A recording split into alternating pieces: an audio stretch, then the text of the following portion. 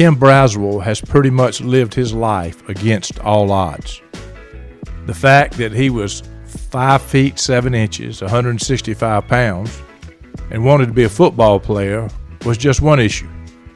He also wanted to be a baseball player. He had the same stature for that sport too. But against all odds, he was a 3-year college football letterman and a 4-year letterman in baseball. Against all odds, he played for the greatest institution in the land, the University of Georgia. And yes, I know I'm biased. I know the football part very well.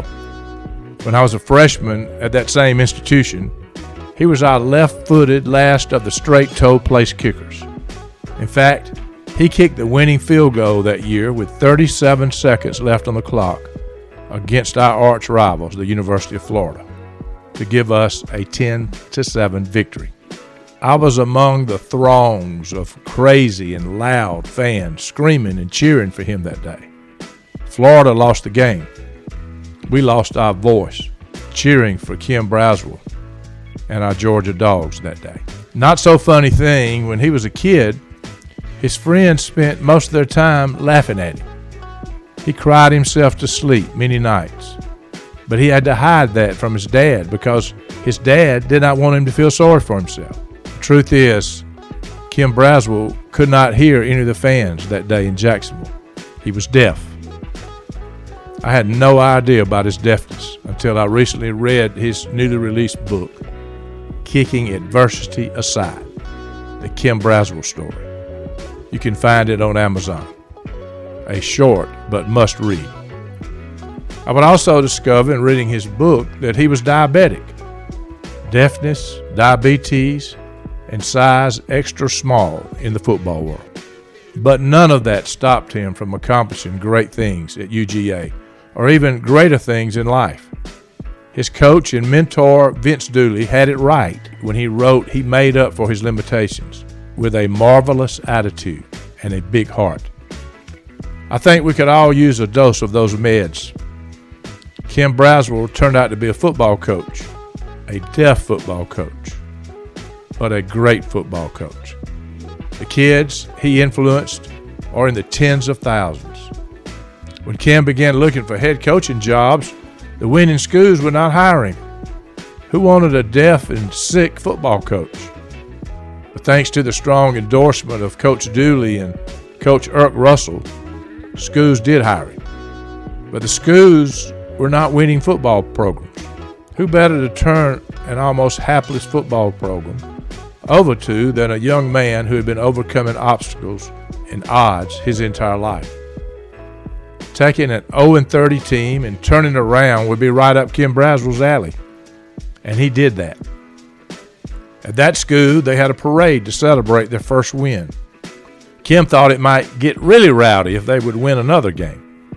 Inch by inch, game by game, year by year, they became a winning program, against all odds. Kim Braswell's story is more than inspiring. After listening to this, you may just look at someone with a disability in a different and much better light. You also may just forget about the little pains and bothers you're dealing with and take advantage of all the good stuff going on in your life. You just may not have it as bad as you think. By the way, this interview was done over the telephone with a man who has zero hearing but is an excellent lip reader. How did we do it? His daughter Kristen sat in the room with her dad, listened to my questions, and repeated the questions to him so he could read her lips. When you listen, it will sound like two old guys just having a regular conversation, but it was a little more complicated than that. But thanks to Kristen and a lot of editing, we pulled it off. But even more thanks to Kim Braswell, who continues to inspire many, even at the age of 72. Viewing life from a hearse, it could be worse. Laugh, think, and cry with the country undertaker. This is Bruce Goddard, and you're listening to the View from a Hearse podcast. I have a Georgia Bulldog as a guest today. His name is Kim Braswell. Kim was the kicker at the University of Georgia. When I went there in the fall of 1972, he was famous in my eyes, and he was famous in a lot of people's eyes. He was the last of the straight-on kickers. Kim, thank you for being on. You're welcome. How are you doing today? I'm doing great. I've got great kids, great grandkids, and everything. Well, I appreciate you being on. I got a lot of questions, and we're going to get into them, but this will be much fun, and it will be inspiring. Thank you, sir.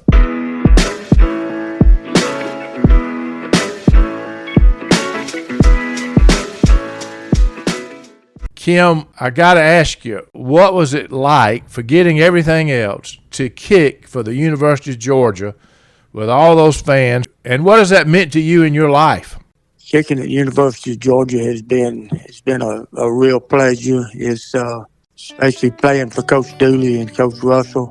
Kicking with 11-1 team, and Georgia was really good in those days. And kicking at Avondale High School, one of the best high schools in the high schools in the country, really. And one of the had a lot to do with my success at Georgia. We scored so many touchdowns and was able to kick 134 extra points. I just happened to kick 134 out of 134, which got me the UGA to start with. I went to Clarkston before I went there, and they didn't score but 64 touchdowns in my 4 years. So that move to Avondale was the big difference. And that helped me at Georgia a lot because we sure didn't kick that many extra points. I had a chance to kick a few. Back in those days, you wasn't scoring 50 points a game. You were scoring 14 to 13 right. And stuff like that. Absolutely. That is correct. I was there. Yeah, which is a lot different than the way it is nowadays. Yeah. What has that meant to your life, Kim? The fact that you're a Georgia kicker, I know gets people's attention. How has that helped you in life? Just what has it meant to you in your life? It's really helped me in a lot of ways. Being a deaf guy and wanting to be a coach, most of the superintendents and principals just wasn't sure about that I'd be able to hear well enough to do what they wanted me to do. But from my references, when I gave them Coach Dooley and Coach Russell, when I talked to them, they forgot about me. And yeah, they didn't care that you couldn't hear, right? Yeah. I had to get back with the superintendent after I talked to him and say, well, is that a chance for me to be there? And he said, oh, I forgot about that. Yeah, you got the job now. So that's what got me into coaching more than anything. And even though I couldn't hear and had diabetes and everything else wrong with me, I got my chance to do it. And, playing for Coach Ramsey at Avondale and playing for Dooley at Georgia, I learned a lot of football. Yep. And also Billy Henderson got the Clark Central job the year I graduated from Georgia, and I went with him. And so I was able to be with a lot of good coaches, so it helped me in my own coaching career. But anyway, Coach Dooley and Coach Russell what got me in from being a deaf guy. They wasn't worried about my hearing. The reason they got you in was because they saw what you were able to do, although you couldn't hear, and how you related to people and how you inspired people. They knew that your lack of hearing, you had a lot that would overcome any of that. That is for sure. Kim, just so you know, I'm a UGA graduate. I'm a little younger than you. I graduated in 76, but I am a huge Georgia fan. You were the kicker my freshman year. When my son Luke told me when he first met Ryan and he asked me, did I remember Kim Braswell? I said, heck yeah, I remember Kim Braswell. I was screaming at the top of my lungs. He was a part of the Georgia football team. But I had no idea you were deaf. That never crossed my mind. I surely didn't know about the diabetes. We're going to talk about all that. But I can't even imagine overcoming that to play sports at that level. Talk about how you managed being deaf and playing football. Maybe you were not completely deaf when you were in college and then it got worse, but I know you were very close to being deaf. You were having to read lips. So talk through a little bit how you managed that. Well, it was probably the playing at Georgia with being deaf. Being a kicker, that's probably the best thing I could do. Is I didn't hear. We had 80,000 people, and I couldn't hear 80,000 people, so it didn't really matter. And Coach Dooley always told me when I got ready to kick, he said, "Turn your hearing aid off and go. Let's go." That was advantages there, right? Yeah. Wow. There were big advantages. You know, if a kicker listened to 70, 80,000 people, he's going to forget about what he's going in for. But I couldn't hear him anyway, so it worked out good for me. That is absolutely amazing. So I want to go on because I know you were more than a football player. You were an athlete, and you played football and baseball, and you were recruited to play both. So talk about playing two sports, and even in high school. And you played at Georgia. You played baseball at Georgia along with football. So how did being deaf play into playing baseball? Well, thing good about baseball, you don't have to hear anybody anyway. And so when I was pitching, I couldn't hear the crowd. I think sometimes I might have heard some balls coming off the bat, but while I was pitching. But it was it wasn't any. When you can't hear, you can't hear. And baseball, you throw the plate. You don't listen to the crowd. Unbelievable. So you mentioned Coach Dooley, and of course everybody knows Coach Dooley. He died, a year or two ago. Talk more about what you learned from him and what was it like playing for him. He seemed like, I know he was a great coach, but he was also a great human being. And just talk about Coach Dooley. Playing with Coach Dooley is one of the best things I could have ever done. He was strict enough that you understood what he wanted you to do, and you did it. But he was also like a second father. You know, when I got to Georgia, leaving home for the first time, Coach Dooley was one of the best. He was one of the best second daddies I could have ever been around. So yes, he and Coach Russell both. Were just a pleasure to play for and a pleasure to have a second father. And you actually kept a relationship with both of them until both of them died. Of course, Coach Russell died years ago, but you continue to be friends and keep a close relationship with both of them, right? I sure did. In fact, I went to the Coach Dooley's funeral, and trying to write the book that I wrote, I spent a couple of days at his house with him, and we just sat down. He told me what he thought would be good for the book, and he was my forward, and he's going to really be missed by this man right here.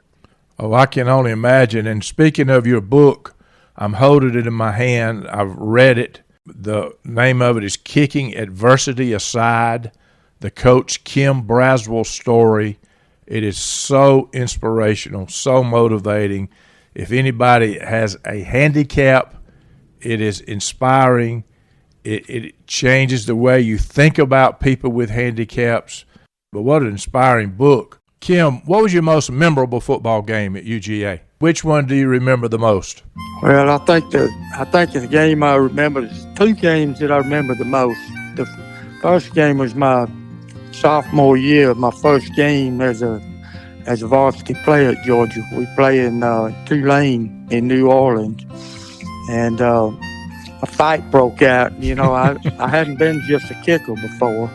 I'd been a player, and so I had that fire up inside of me.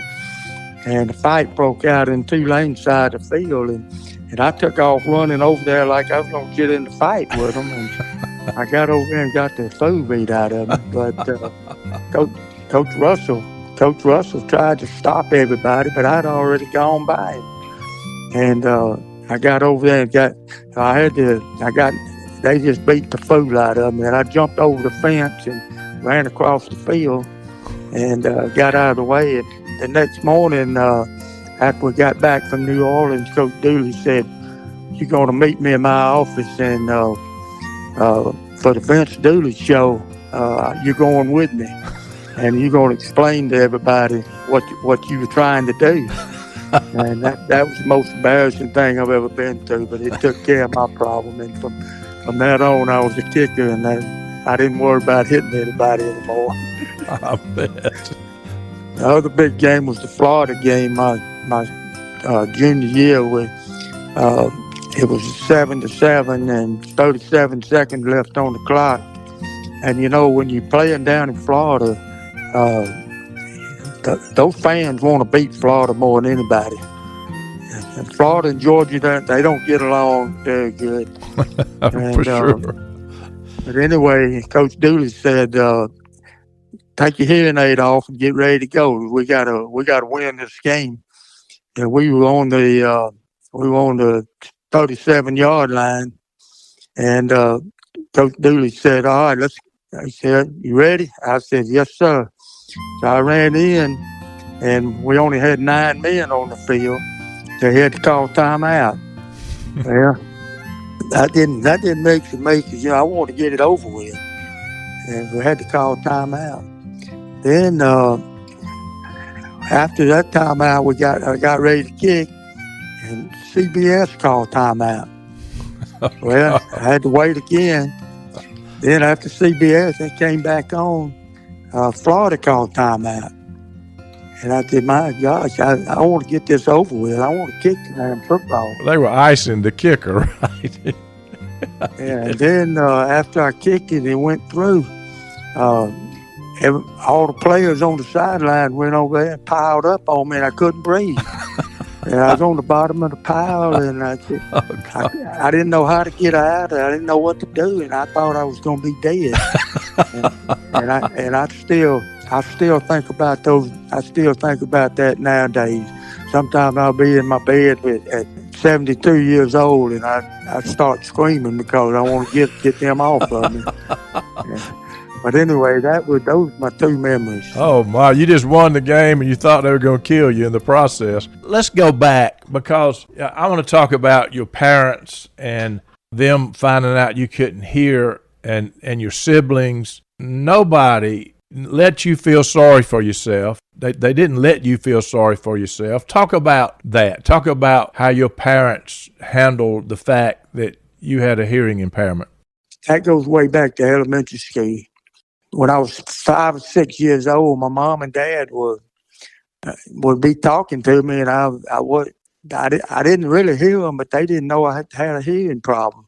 And they found out I had a hearing problem in 1st grade when they had to give me a hearing test, and found out I had 80% loss. And that's when they really felt bad about it. But my parents didn't feel sorry for me at all. If I cried in the 1st grade because they were laughing at me, the other kids were laughing at me, and got all the way up to the 3rd grade, and they kept laughing at me and making fun of me. And I'd go home and cry, and my dad would whip me with a belt for crying. So I knew I couldn't go home and cry.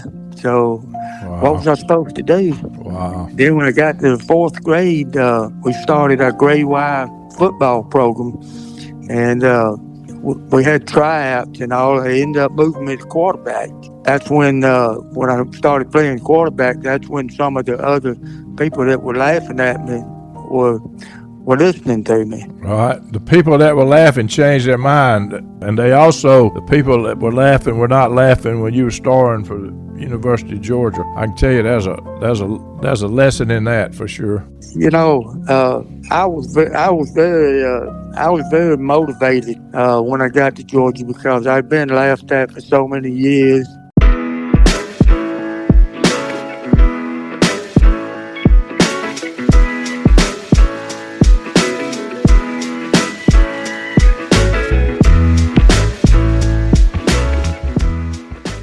Thank goodness technology is much better now. But as a kid, you were wearing this large hearing aid held in place by a woman's bra. I can't even imagine. When I first put that bra on, and I started crying, I said, I'm not going to school with a bra on. and all the kids when I got to my roommate, my teammates and classmates in the first grade and fifth grade, and they said, "What are you wearing a bra for?" And what was I supposed to say? Right. And anyway, that was the most embarrassing time all the way up to the day that I've ever been through. Well, you've been through a lot, and you think about the fact that other people go through the same. I mean, they got kids can be ruthless, and laughing at somebody that is going through that is almost sickening to hear, to be honest. But I know it motivated you. And then on top of that, Kim, you woke up in the hospital one morning after swimming. Last thing you remember, you were swimming, and all of a sudden you found out you were diabetic. And that was another day that forever changed your life. I know we mentioned it, but talk about the day you found that out. On top of your hearing, now you were going to be insulin dependent for the rest of your life. I was in the 8th grade and fixing to go. We lived down in Pine Lake, Georgia, and we had a beach in lake right down the street from where I lived. And I went down there, and I really was feeling weird. I remember even today how weird I felt going down to the beach, and instead of going into the pool, I laid down on my towel on the beach, and when I woke up, I was in the hospital. So I passed out down there, and that's when they found out I had diabetes. And that forever changed. Folks, we're talking to Kim Braswell, former kicker for the University of Georgia, has overcome more adversity than most people can even imagine. Talking to him is absolutely incredible. You won't hear it, but his daughter is helping to communicate with him. She's sitting with him. His daughter, Kristen, is sitting with him and relaying my questions. What an absolutely amazing conversation.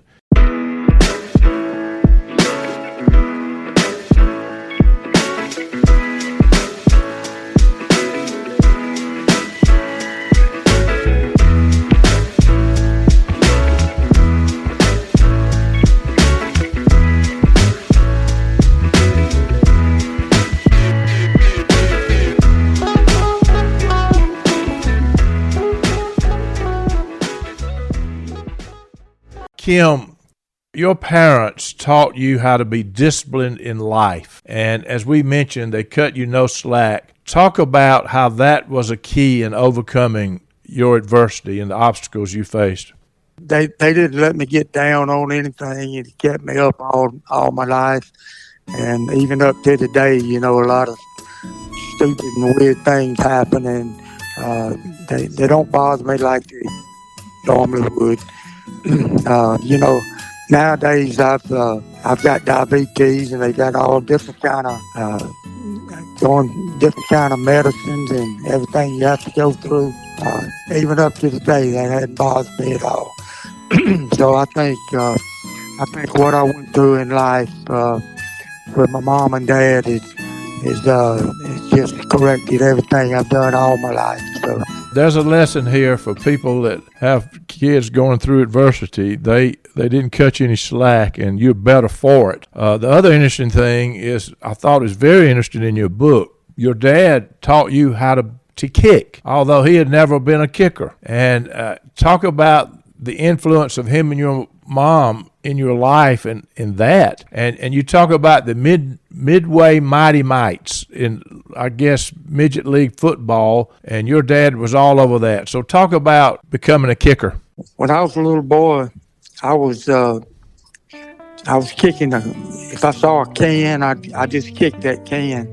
If I saw a rock over there, I'd kick that rock. If I was going to the grocery store and I saw something on the side of the road, I just kicked it. And my dad noticed I was kicking everything that is in sight. And that's really when I got my style of kicking, as a coach, trying to teach a kid how to kick. If you get 10 kickers, all 10 of them kick a different way. and I was kicking rock a certain way, and I was kicking. And then he bought me a football. He never played. He was a tennis player, but as a tennis player, you know, you keep your eye on the ball. You do the same things you do as a kicker. And I was just keeping your eye on the ball. That's the main thing. So then he bought me when I was 7 years old. He bought me a tee with a football. So instead of kicking rocks, I started kicking a football. And he said he put the ball on the tee and he said, "Kick it to me." I'd have to kick it to him in his hands. If I kicked it to the left or the right of him, he would get mad at me. So it ended up that I was kicking 10 balls.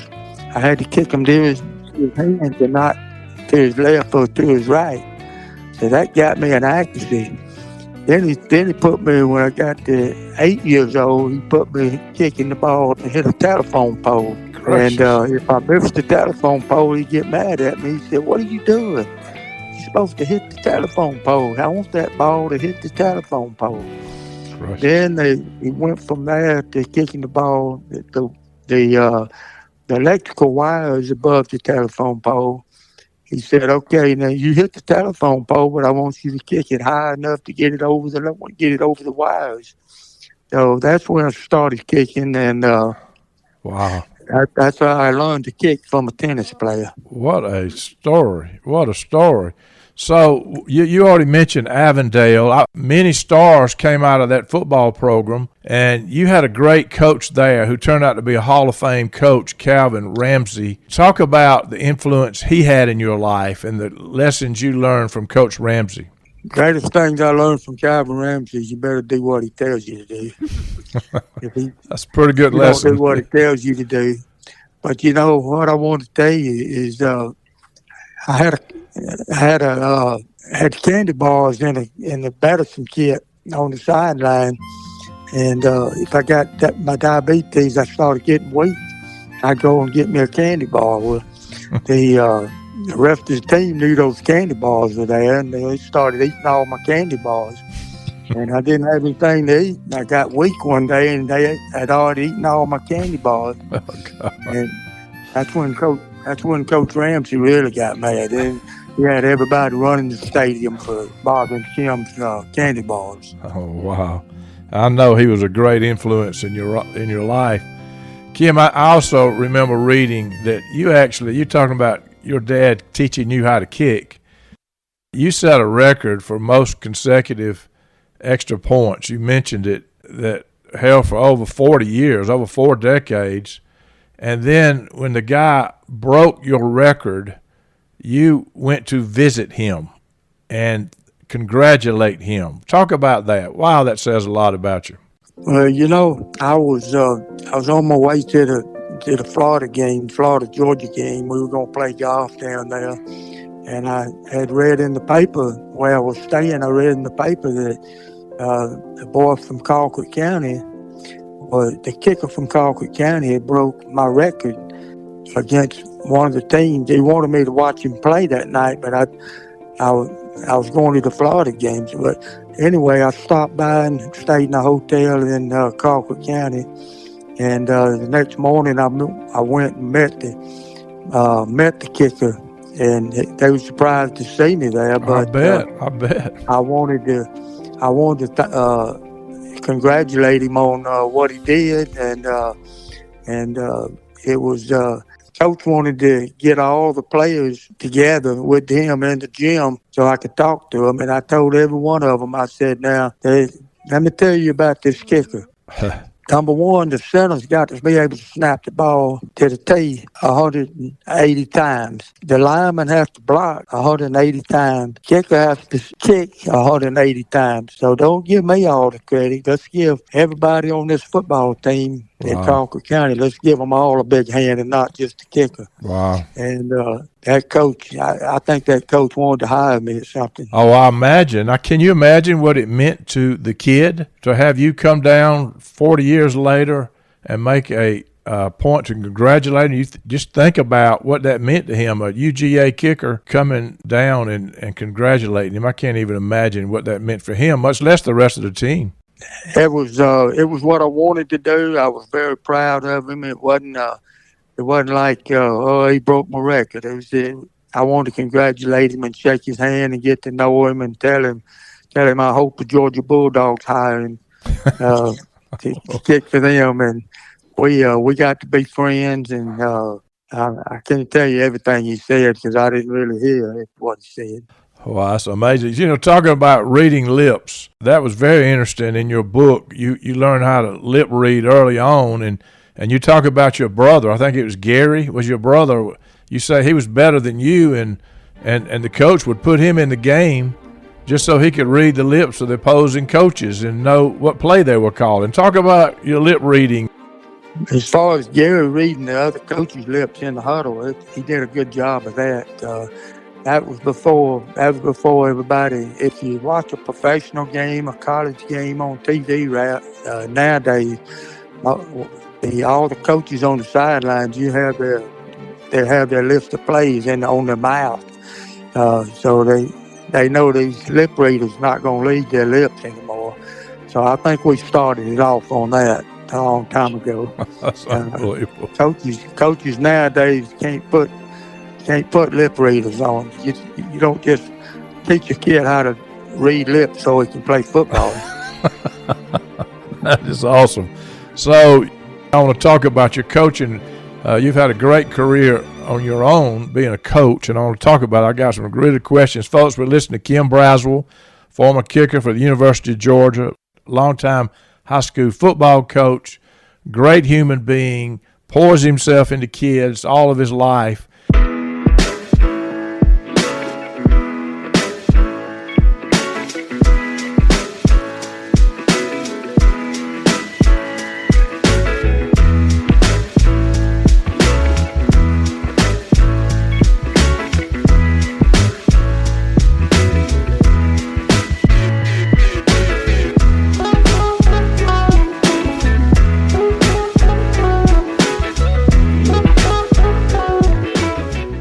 One of the quotes you say in your book, Kim, that I never heard Coach Bear Bryant, it was one of his quotes, I'd never heard it before, but he said, or maybe somebody said about him, he could take his'n and beat urine and then take urine and beat his'n. And talk about the importance of coaches in making teams successful. As a coach, you've been one a long time, so I know you know the importance. You can give me 11 All-Americans to put on the field. Anybody can coach them, but you get what I had to go through with taking a 0-30 team and a 1-29 team because of my hearing problem. The 30-0 team wouldn't hire me, so I had to. But it was great to me because I had been handicapped for all my years. So I didn't want to hear anything from these 0-30 people. So that's the importance of coaching, having to motivate kids that have never done anything before. Yeah, and it's almost like that was your plight in life. I mean, you had a great career, and I think you coached a lot of teams that were not winning. I think you just mentioned you found yourself being attracted to that because you overcome obstacles all your life and taking on the task of turning a team around. That was your deal. And so I know your own physical limitations and your own story of overcoming obstacles contributed to your desire to help struggling programs. So talk about that connection. Well, after being at Clark Central and some of the other teams I had that weren't 10-0, you go take somebody that's 0-30, you got to understand a little bit more. But what was happening when Coach Dooley and Coach Russell got me to Harris County, the town had a parade after we won one game. Had a parade in town. And I thought, well, man, we win 2 games.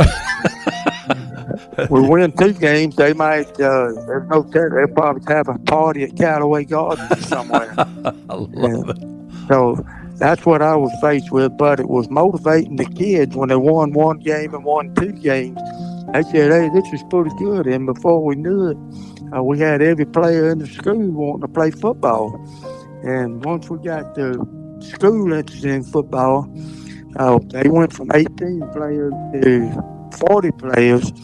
And I had some people to work with then. And, that's when we started winning. But when we won 4 games the first year, the parade and all had again, and the whole town was motivated.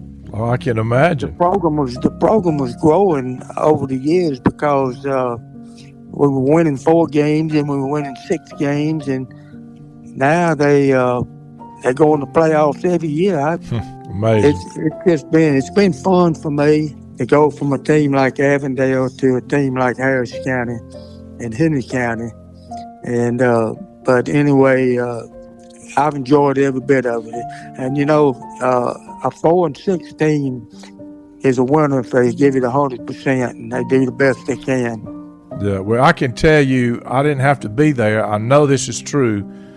Your tenacity about life and living your life and overcoming whatever problems you had inspired them. There's no question you inspired them to do the best they could do. No way a human being could be around you without being inspired by just the way you have tackled your issues in life. I know those guys have never forgotten you. I asked you a personal question. I just realized, I thought about it. Keith Wyndham, I think, played for you at Henry County. Do you remember Keith Wyndham? Yeah, I know him well. He's a good guy. I remember him mentioning sometime in the past that he knew you and he thought the world of you.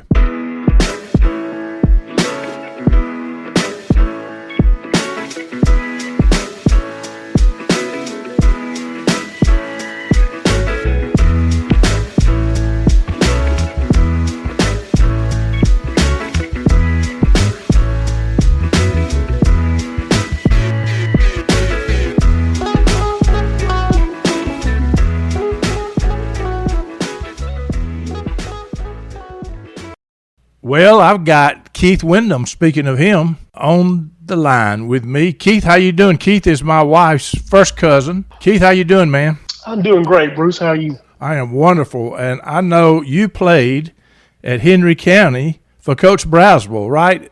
Absolutely. That was some amazing years with Coach. You've been very successful in life. Why don't you tell everybody what you do? Maybe telling Coach what you do. He may not know.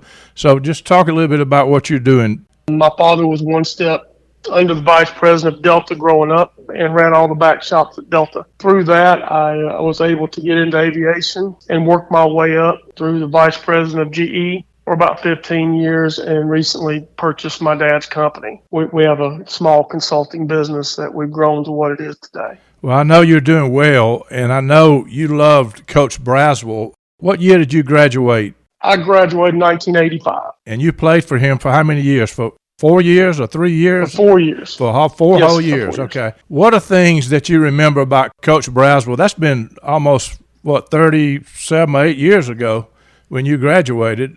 Well, Coach was he was a player's coach. Coach always had a way of making it fun, but getting his point across. We were playing this team one time. There was a defensive end. He was running his mouth and yelling at us and cussing at us and how bad we were. Coach brought us to the sideline. He pointed at me and he said, Keith, he goes, we're getting ready to run a 28 sweep your way. I want you to go shut him up. We're going to do it on the field. So we went out and we ran 28 sweep, and I blocked this kid all the way to the sideline and into the stands, over the fence. And that kid never returned to the game, nor did we hear any words out of the opposing team the rest of that game. And Coach came back. He goes, that's what I'm talking about. That's awesome. He surrounded himself with some really good assistant coaches. Mike Reed was our offensive line coach that's followed Coach throughout his career. It was the little things that Coach did. Win or lose, he would always have some insightful words. You watched him. He obviously couldn't hear, and you watched him overcome that. That had to inspire you on the football field, just knowing what he was doing, right? Oh, absolutely. Yeah, you had to look directly at Coach. He would he made it more personal. He'd get in your face. He would have a conversation with you eye to eye. Coach did several things I thought was really well. Back in the day, before internet or anything, you looked up to your coaches. I mean, that's what we had. We learned from these guys.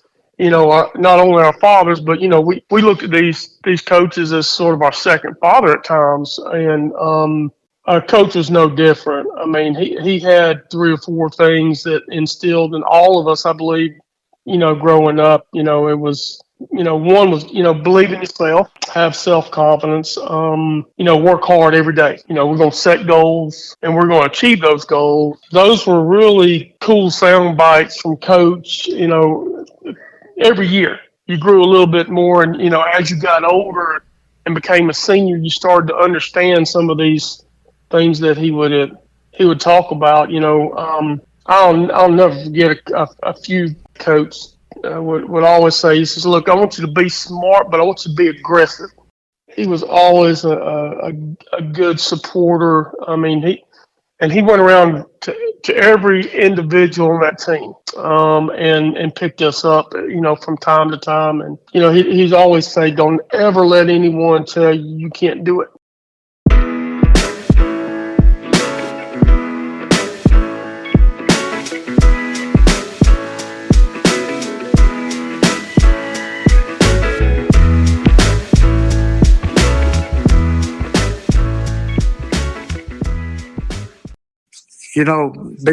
Being a deaf and diabetic, overcoming adversity is a big thing with me.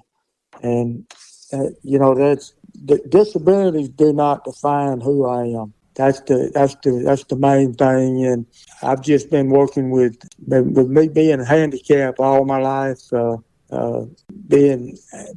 coaching kids with adversities and this kind of thing, coaching 0-30 teams, and that was a pleasure to me. You spent your entire life, just at least your adult years, pouring your life into kids, period. I've got 30,000 kids that I love nowadays. After 38 years of coaching, I've got 30,000 kids probably, and I love all of them. Well, at the end of the day, that investment in all those kids will be what's more important. It won't be about the kicking. You took the opportunity you were given and used your talents to make a difference in kids' lives, and that is just powerful to me. All these players are my second sons. I've had things over the years, where parents got divorced or something, and their kids were playing for me, and I took the kids in my house and they slept with my kids, and I was the second father for them, and that's what I wanted to do. I didn't want to sell insurance. I didn't want to do that. I wanted to coach and teach kids. And when you got 30,000 kids, you just have to love all of them. And it's just hard to explain unless you've been through it. Well, it's amazing. It's amazing, and I know what you're saying is true. Kim, in your retirement, you now moved to Madison to be near your own kids and grandkids. Talk about now the importance of your own family. Talk about them. Well, my kids are the most important thing in my life, but my kids played for me. My kids cheered for me. I've got my grandkids now. We're all a wonderful family. You're most blessed, and they are blessed, and it's so inspiring. One of the things I think about, Kim, is there are people listening to this that certainly may not have hearing impairment.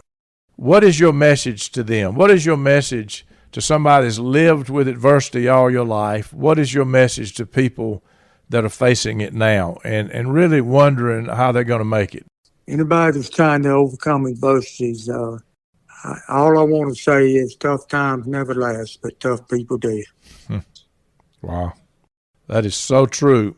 Kim, when it's all said and done, your children and grandchildren, they're going to be listening to this, and some of them who not even born will listen to this. Once this podcast is streaming, it's out there forever.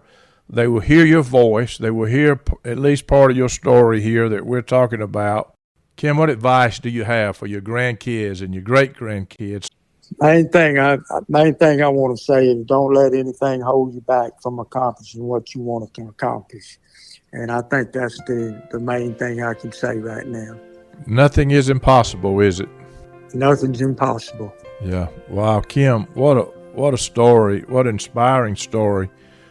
My biggest thing is I want to be a teacher, and anything that I can help anybody with that needs it, I'd love to meet them. I'd love to talk to them. Thank you so much for doing this. Thank you for your book. It's very inspiring. Thank you for taking the time to be with me today. You're mighty welcome, and anything I can do for you, let me know. Thank you. Thank you, my friend. Thank you. Thank you, Kristen, for helping us facilitate this. Well, thank you. I mean, he has been super excited about it. I wanted to tell you though, funny, when he was writing the book, he said to me, "Now listen, Coach Dooley's going to be calling you tonight at 6:00 because he's got some questions." And I'm like, "Oh no, there's no way I can be talking to Coach Dooley." So I had my pen and paper down ready to take notes because I knew I'd be so nervous to talk to him. But it was such a joy to be able to talk to him. I think we talked for 30 or 40 minutes and just to hear his view on my dad and things that he did overcome while he was there. That was a really, really cool time. So it was a big deal to Dad for Coach Dooley to be a part of it and to also, obviously write us forward. And more than that, he was able to spend some time with him before he passed, really. Oh, my goodness. And, you know, the other thing that is amazing about this whole story, there's no bigger Georgia football fan than me. Of course, I knew immediately who Kim Braswell was when Luke mentioned him to me. And the interesting thing is, I never knew that he had a hearing impairment. I didn't know he had diabetes. I just saw him as a great football player. So, well, now that he's completely deaf, it's really funny because people that meet him out and about, of course, he doesn't meet a stranger, but when they do meet him, they don't realize he's deaf either. Because now he's so good at reading lips. So it's really kind of cool. So other than, him having to have the extra help when, we're at the doctor's office or times like this on the phone, he has really, you really wouldn't know. Wow. Thank you so much. Well, it was a pleasure talking to you. And please, if there's anything else you need from us, please feel free just to call my phone and we will be good to go. All right, dear. Thank you so much. This is awesome. Viewing life from a hearse, it could be worse. Laugh, think, and cry with the country undertaker.